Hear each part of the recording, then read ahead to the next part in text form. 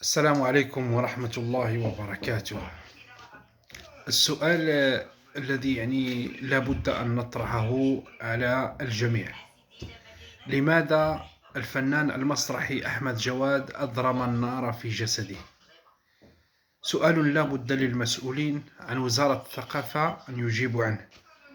هذا الفنان الكبير الذي قدم الكثير للمسرح المغربي خرج منذ أيام وأضرم النار في جسده.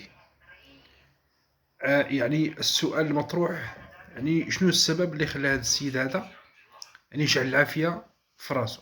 واش كاين شي واحد اللي غيقدر يدير هذه المسألة هذه غير هكاك؟ ما كاين حتى شي سبب صراحة. وزارة الثقافة خصها تخرج عن صمتها وتقول لنا شنو السبب اللي خلى هذا السيد هذا يدير هذه المسألة في راسو، يجعل العافية في راسو،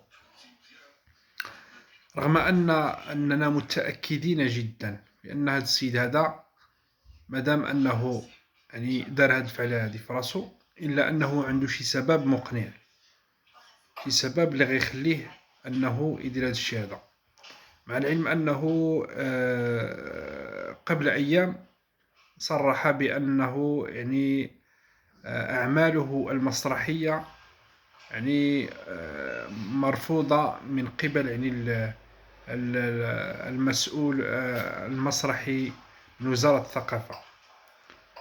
وزارة الثقافة صرح أنه لا تقدم له أي دعم سواء مادي أو معنوي. والسؤال اللي خصنا نطرحه كذلك هو شنو اللي أفاض الكأس حتى خلاه أنه يشعل العافية في راسو. هذا الشيء كيبين بالملموس بأن الفساد ما شعش في ديك وزارة الثقافة، لا سيما ما يخص الجانب الفني اللي ولا مؤخرا أي ديال باك صاحبي.